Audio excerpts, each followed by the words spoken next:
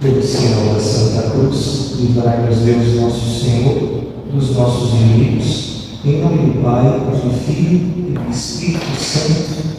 Amém. Meu Senhor, meu Deus, creio firmemente que estás aqui, que me vês, que me ouves. Adoro-te com profunda reverência, peço-te perdão dos meus pecados e graça para fazer com fruto este tempo de oração. Minha Mãe Imaculada, São José, meu Pai e Senhor, meu anjo da guarda, intercedei por mim.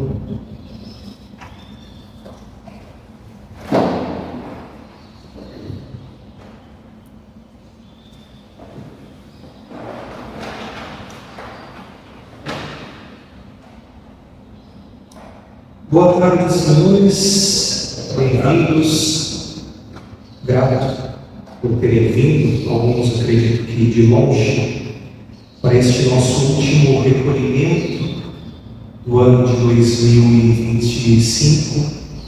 Agradecemos a Deus pelo percurso feito pela vida, por aquilo que Deus nos falou, pelas graças alcançadas, e pedimos força através desta meditação, através daquilo que o Espírito de Deus nos comunica, para vivermos simplesmente este tempo do Natal, do Senhor. Hoje nós teremos aqui duas meditações intercaladas pela pausa do exame de consciência.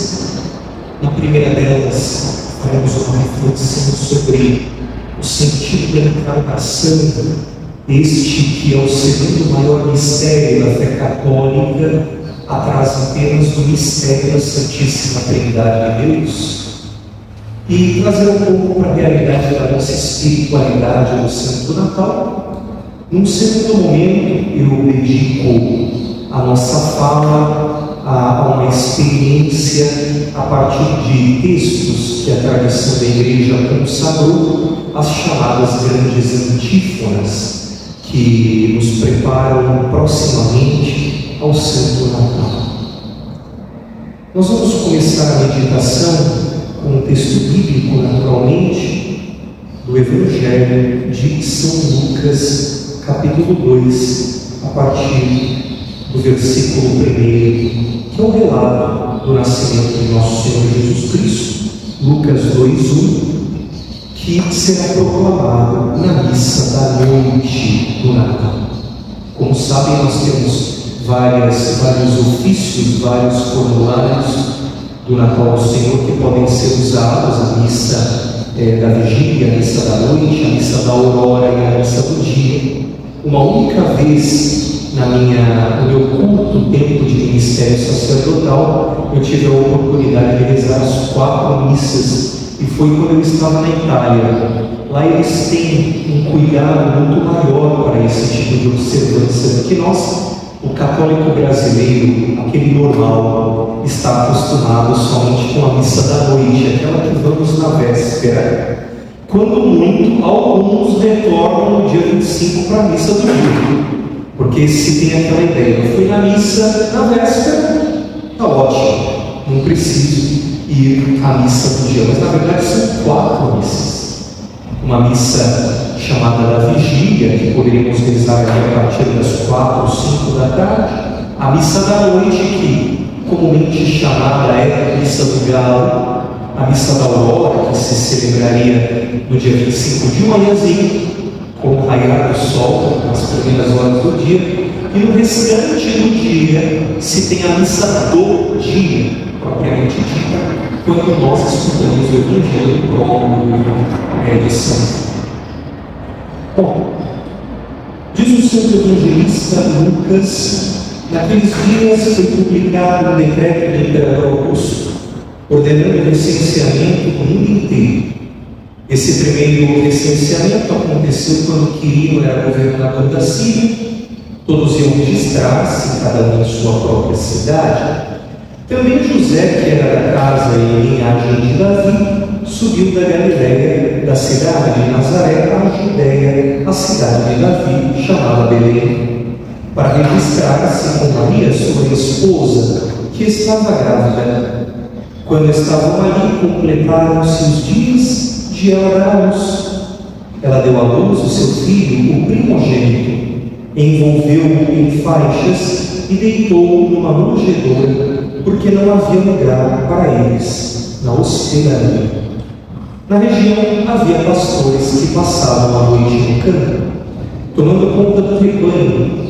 O anjo do Senhor apresentou-se a eles, e a glória do Senhor os envolveu de luz. Eles ficaram tomados de grande temor.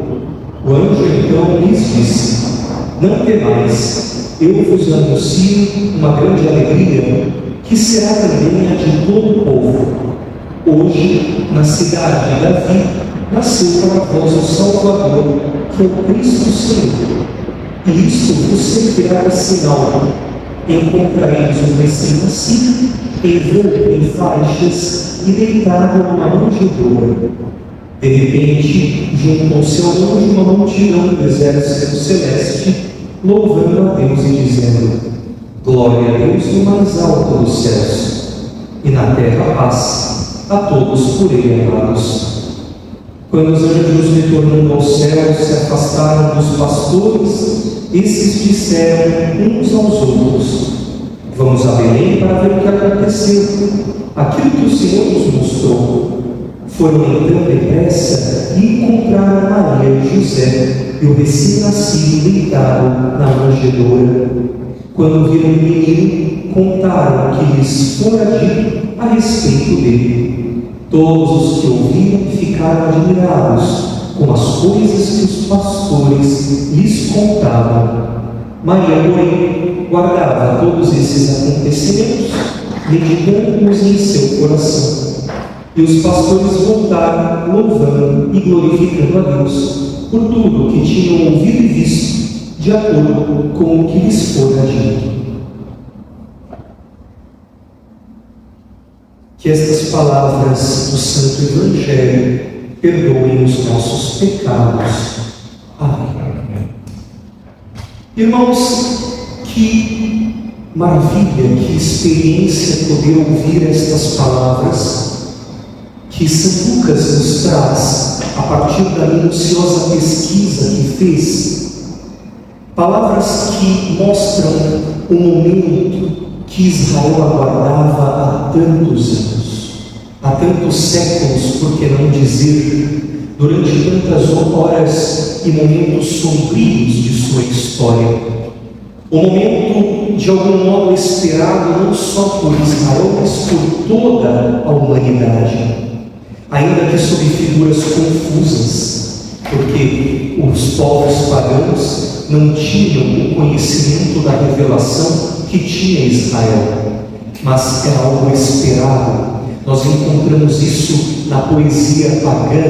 Por exemplo, em Virgílio se fala de um puer, um garoto que nasceria e traria uma era de ouro para a humanidade. Ele estava falando de Otaviano Augusto, naturalmente, mas os cristãos desde os primeiros séculos viram como que sementes do verbo nesta poesia tão importante, e as Enéadas de Virgílio foram preservadas, e não por acaso ele foi o escolhido de Dante Alighieri para ser o seu condutor pelo inferno e pelo purgatório dos cantos da Divina Comédia, por causa desta profecia. Toda a humanidade esperava este momento, um momento no qual Deus viria cuidar de nós, que saísse do seu esconderijo, porque até a revelação de nosso Senhor Jesus Cristo, ninguém havia visto Deus, ninguém o conhecia verdadeiramente. Sua palavra já havia sido revelada, mas como que em sombras. Que o mundo fosse salvo e que tudo isso fosse graça e renovação do Altíssimo. No Natal, festa para a qual nós nos preparamos agora no Santo Advento do Senhor, celebramos o mistério do Verbo, o Logos divino e eterno que se fez homem. Mas o que representa para nós, senhores, a encarnação do Verbo de Deus? E aqui nós precisamos ter diante de nós uma clara certeza. Primeiro, o mundo se divide. De um lado, aqueles que deificam as criaturas. Do outro lado, aqueles que creem na suprema transcendência de Deus, mas Deus é tão transcendente, Ele é tão totalmente outro que se torna inalcançável. Se nós olharmos para todas as culturas e todas as experiências religiosas, nós veremos isso. De um lado, a deificação das criaturas. Então, toda a tradição pagã, todas as religiões pagãs, são de algum modo panteístas ou idólatras, porque divinizam as criaturas. Ou seja, onde está Deus? Está nas coisas criadas. Então, se olharmos, por exemplo, para as religiões antigas, da antiga Grécia, da antiga Roma, nós vemos o quê? A divinização do homem. Porque o que são os deuses, senão homens divinizados? Se olhamos para as imagens dos deuses que estão preservadas até hoje da antiga Roma ou da Grécia antiga, são homens extremamente musculosos, porque eles representam o ápice da corporeidade humana. O que é um Deus? Um homem melhorado.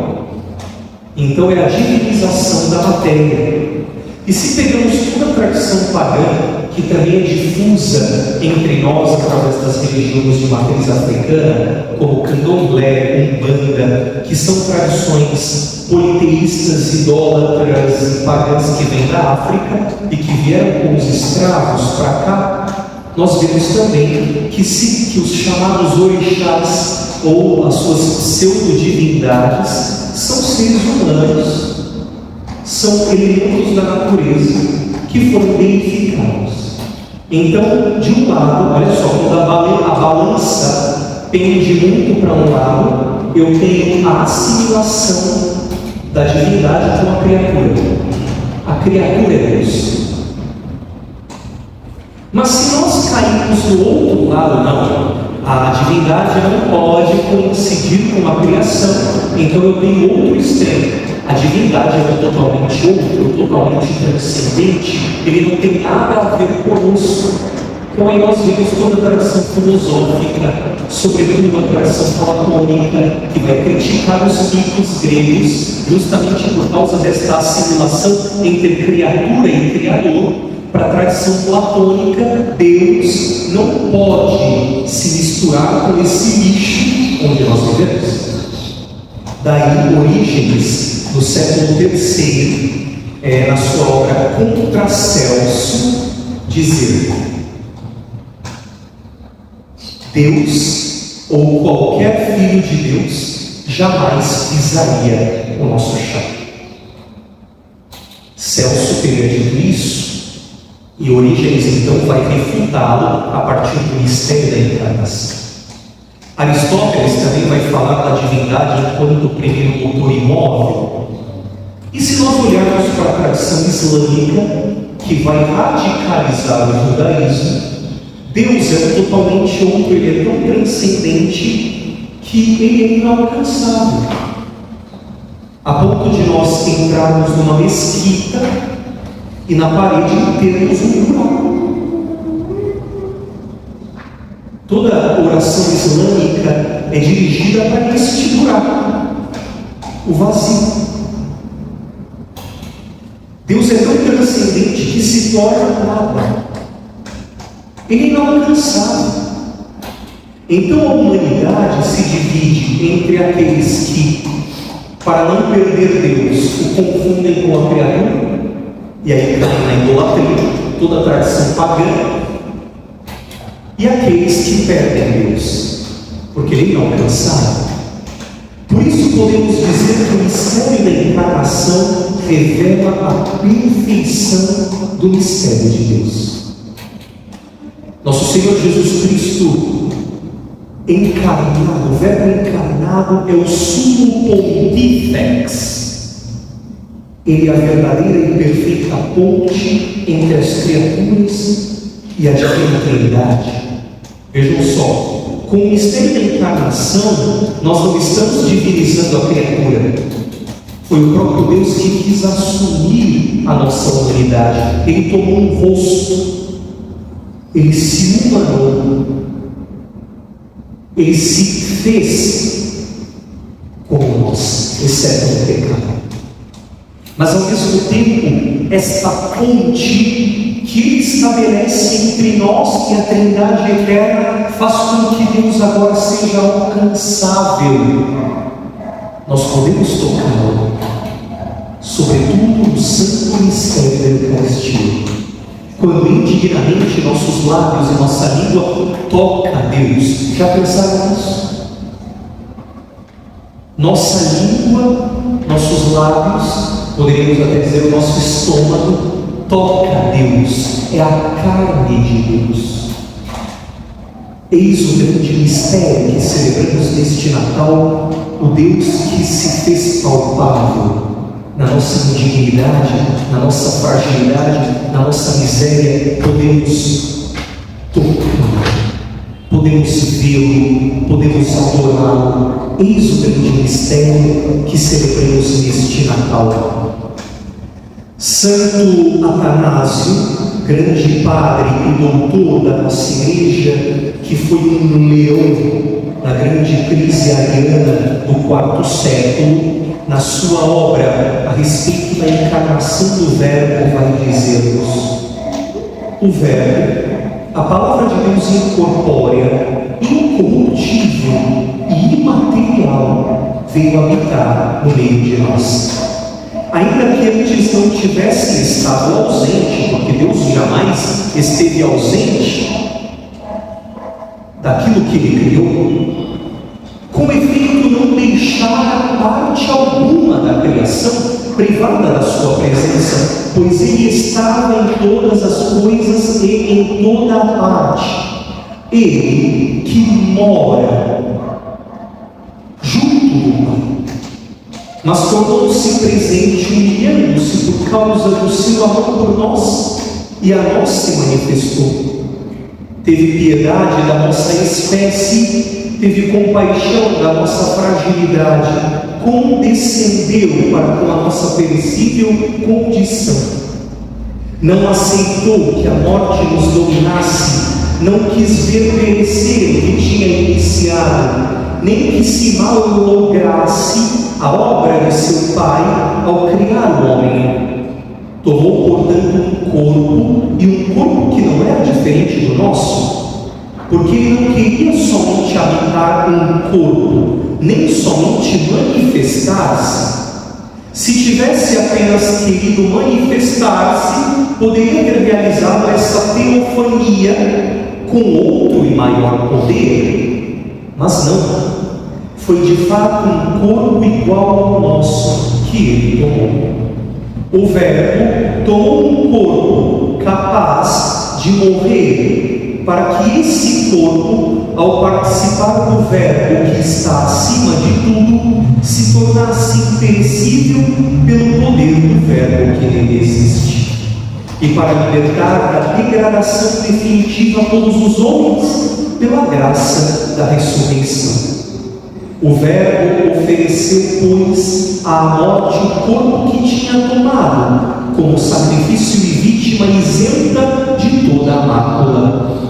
E logo aniquilou a morte, dela libertando todos os homens seus semelhantes, pela oferenda desse corpo que se lhes assemelha. O Verbo de Deus, a todo superior, que ofereceu o seu próprio templo, o seu corpo, em expiação de todos, pagou a nossa dívida com a sua morte, cumprindo a justiça de seu Pai. Unido a todos os homens por um corpo semelhante, o Filho incorruptível de Deus, a todos reveste de incorruptibilidade com a promessa da ressurreição. A própria corrupção implicada na morte já não tem poder algum sobre os homens, por causa do Verbo que entre eles habita no único e mesmo corpo. O mistério da encarnação não é só o maior milagre de Deus, é também a certeza da nossa salvação, porque nós somos salvos por Deus, por meio da sua carne. Vejam bem, somos salvos por Deus, porque só Deus tem este poder. Mas qual foi o meio pelo qual Ele nos quis salvar? A encarnação. Daí Tertuliano, grande mestre da nossa fé, apesar de não ter sido canonizado, porque se tornou montanista na metade da sua vida, e depois, como se não bastasse, criou uma seita dentro dos montanistas, os tertulianistas. Mas no seu tratado sobre a ressurreição da carne, ele diz: Cara salutis est cardo. A carne de Cristo é o eixo da nossa salvação. Se a Eucaristia é o coração da vida da igreja, significa que nós somos salvos, e eu aqui acredito que ninguém duvida que nós somos salvos pelo corpo de Cristo, por seu sangue. Ora, se somos salvos por seu corpo e sangue, somos salvos por Deus por meio de sua carne. Portanto, senhores, através desta meditação que nos prepara para o Santo Natal, nós somos chamados a contemplar a sagrada humanidade de nosso Senhor.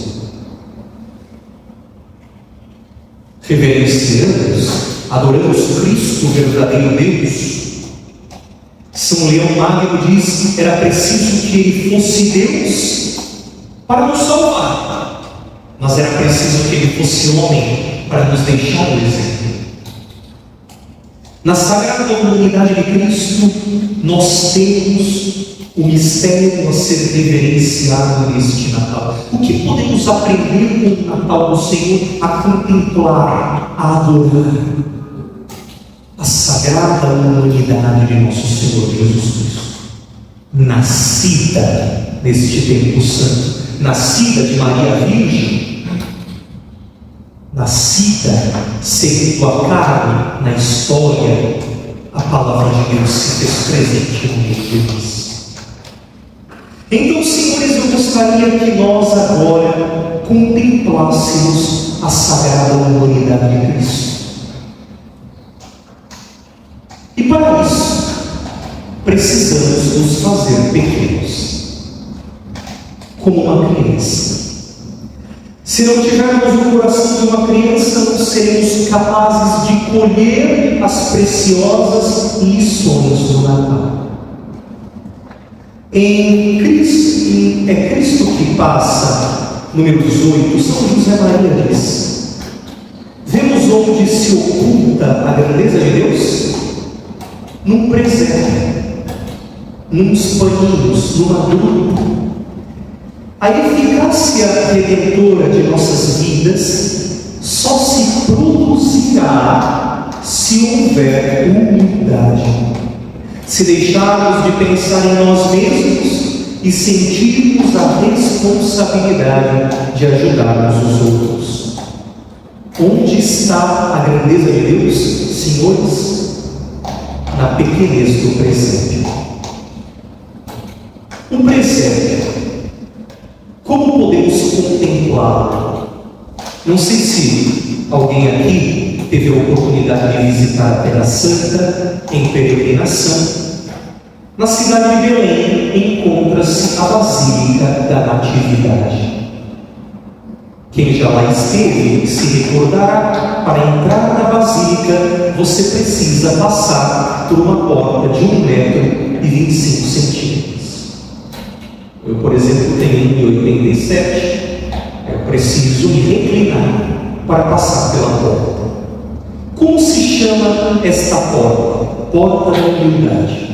Provavelmente se trata de uma reforma que os cruzados na Idade Média fizeram, no período de dominação latina da Terra Santa, uma reforma no prédio original que foi construído por Justiniano, o grande imperador teólogo, imperador bizantino, o último grande imperador romano da história, não? Justiniano, que construiu esta grande e imponente basílica que está sobre o local que, segundo a tradição que remonta a séculos anteriores, Nosso Senhor veio ao mundo, nascido de Maria naquela pequena cidade, conforme o relato evangélico. E os cruzados, ao fazerem esta reforma na Basílica Justiniana, diminuíram a porta. Para quê?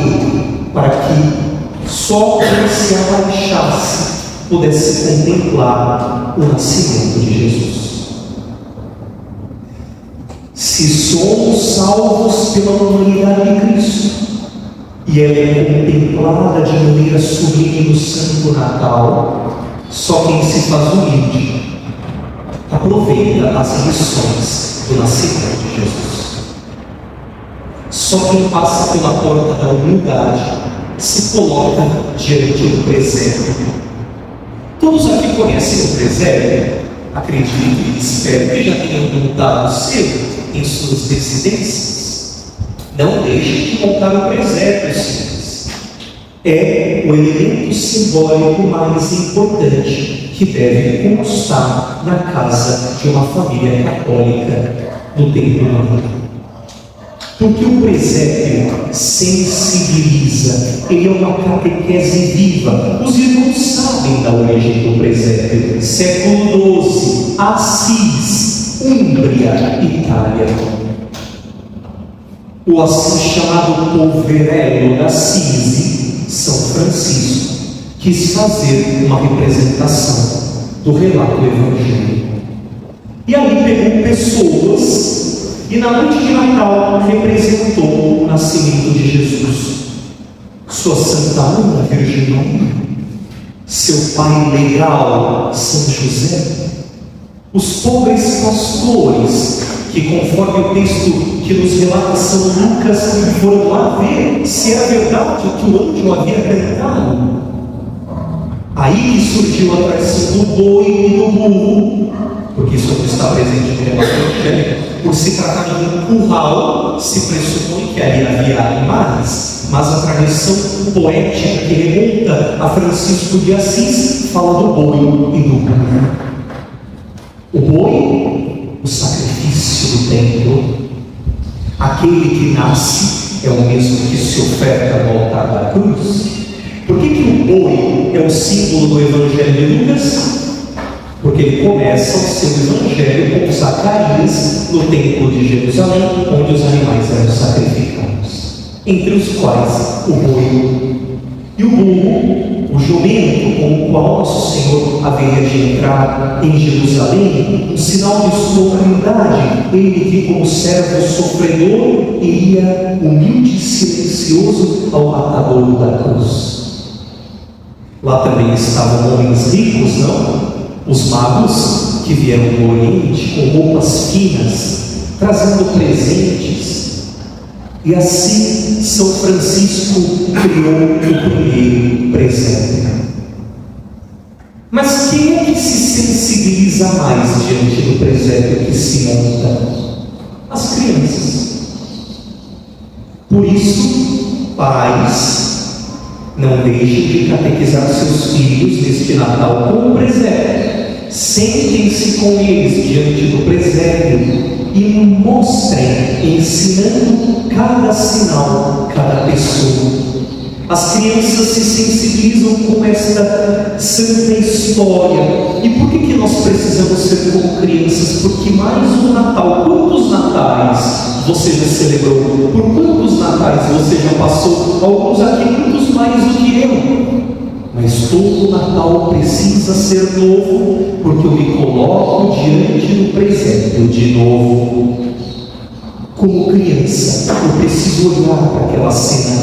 Não se trata de folclore, não se trata de história da carochinha, porque quanto mais adultos ficamos, mais robustos, mais rudes, eu já não me sensibilizo mais com nada, já sei como é, já sei como a história se repete, é tudo igual, tudo a mesma coisa, nada me sensibiliza mais não, se não nos fizermos como crianças, não entraremos no reino dos céus. Então eu preciso sim olhar para o presépio e me sensibilizar com o gesto de amor inefável do verdadeiro Deus, que ali se humanou e se fez pobre e pequeno, a ponto de ser colocado numa manjedoura. Preciso, se eu não me sensibilizo diante da gruta do curral de Belém, eu estou com o coração pesado. Por que quando Jesus diz quem não tiver pecado, atire a primeira pedra, são os mais velhos, os primeiros a irem embora? Porque são os de coração mais pesado. São aqueles que já encarnaram no complexo de Gabriela. Eu nasci assim, vou ser sempre assim. E a gente diz, não muda mais a cabeça, ficou velho. Sua mulher fala isso, não muda mais, já ficou velho. Se não nos sensibilizamos diante do presépio, nós estamos insensíveis ao mistério de Deus. O presépio é mais importante do que a árvore de Natal. O presépio é mais importante do que qualquer símbolo natalino. Então, ao invés de ficarmos paparicando as nossas crianças e adolescentes com Papai Noel e essa cultura mercadológica do Natal, nós que somos católicos precisamos reviver o sentido cristão do Natal. Natal não começa em novembro, 1º de novembro, o shopping já começa com suas luzes e árvores. Não, o Natal é preparado pelo advento de Cristo, quando a primeira vela é acesa. Então, não sei qual a idade dos vossos filhos, mas ide com eles pela porta da humildade até a gruta de Belém. Eis o mistério do Santo Natal. Não podemos permitir este apagamento como uma vela apagada dos traços cristãos do Natal. Eu não sei se é verdade, senhores, mas alguém falava que deu no noticiário que na França os muçulmanos estão fazendo novos alardes diante das festas natalinas. Diante da cultura do Natal, dos enfeites de Natal, eles vão e causam tumulto, impedem as pessoas de celebrar o Natal. Esse é um sinal dos tempos que estamos vivendo. Se por um lado não é a horda do inferno que impede o mundo de viver o Natal, por outro lado somos nós mesmos que viramos as costas ao Natal, os próprios cristãos que secularizam o Natal. Então o inimigo nos ataca de fora e de dentro. De fora com as hordas do inferno. Isso, essa gente aí vem do inferno. As hordas do inferno se levantam. Aí está o anticristo. Mas quando não vem de fora, vem de dentro. Porque nós mesmos católicos caímos na cultura mercadológica. E o Papai Noel ganha destaque enquanto o nosso Senhor fica cada vez mais escondido na gruta. Ele não foi reverenciado pelos reis e poderosos do mundo. Falam que os magos eram reis, mas isso é uma tradição apócrifa. O evangelista apenas diz que eram magos, provavelmente pagãos que vieram do Oriente e aí se converteram ao mistério que contemplaram. Mais uma vez citando é Cristo que passa, sempre no 18, São José Maria disse: quando chega o Natal, gosto de contemplar as imagens do menino Jesus. Essas figuras que nos mostram o Senhor tão humilhado, recordam-me que Deus nos ama, que o Onipotente quis apresentar-se desvalido, quis necessitar dos homens. Da gruta de Belém, Cristo diz a mim e a ti que precisa de nós. Reclama de nós uma vida cristã, sem hesitações,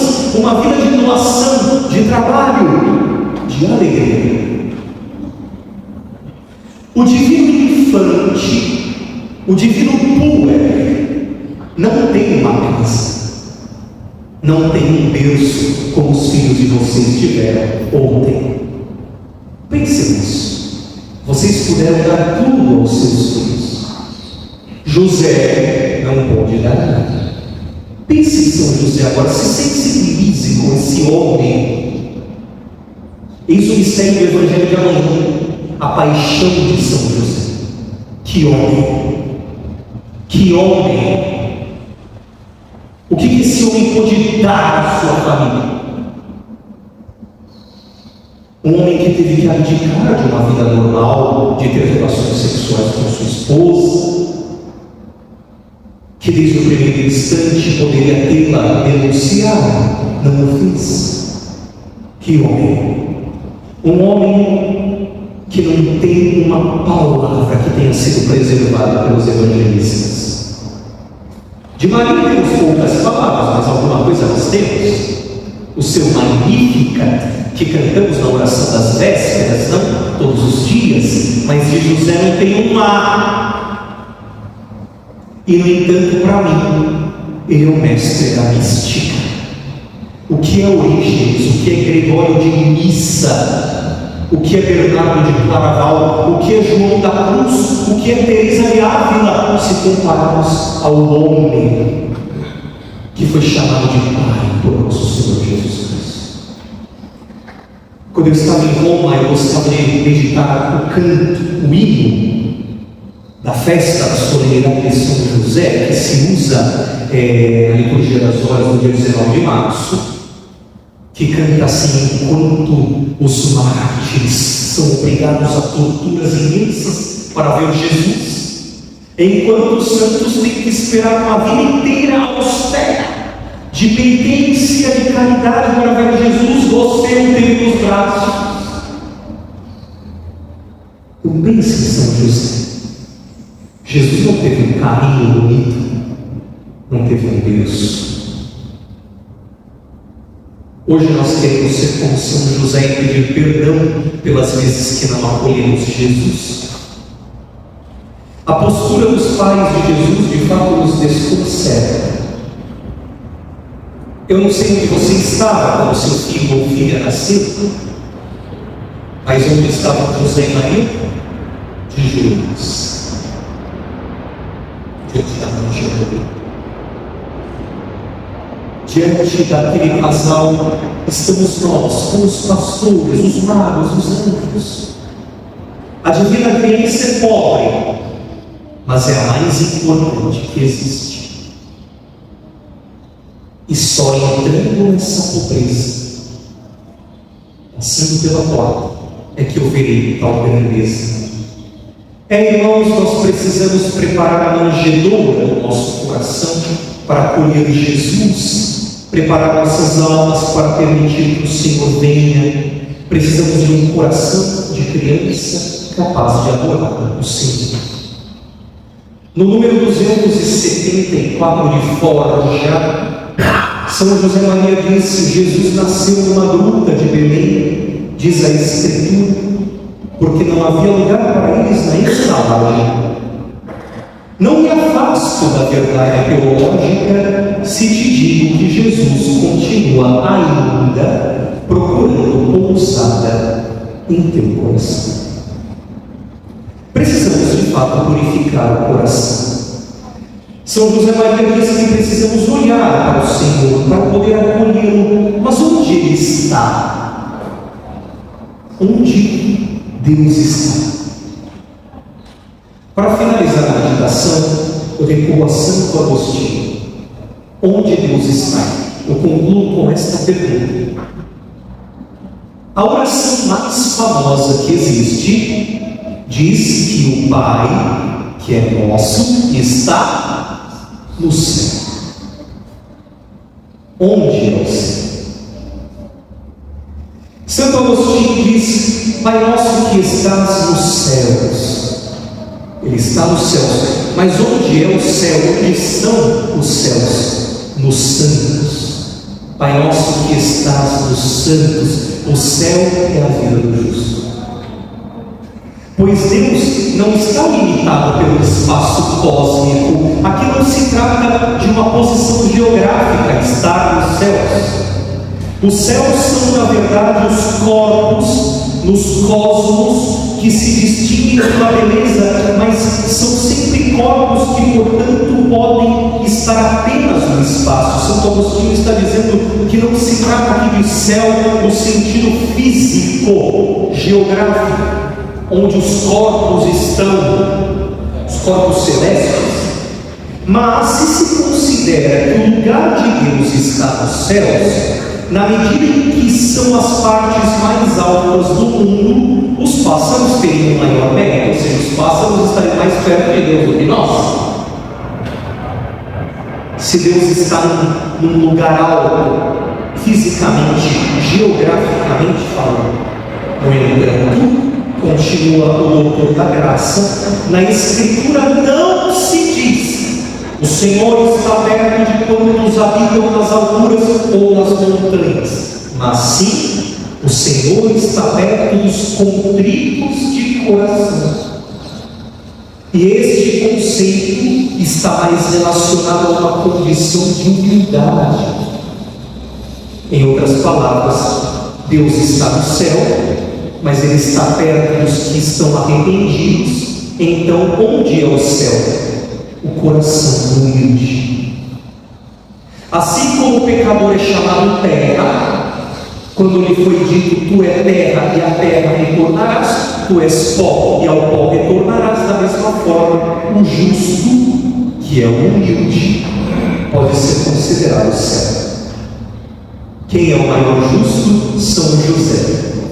Precisamos ser como José. O céu, portanto, não pertence à geografia do estado, do espaço, mas à geografia do coração. É o coração de Deus, na noite santa, que se inclina até o curral de Belém. No curral de Belém, o céu veio para a terra. O céu se deu, se fez na terra. A humildade de Cristo é o nosso céu. E a nossa humildade será o céu de Deus para os outros. Portanto, só se formos como crianças, tocaremos o céu. Acho que deu para costurar muito.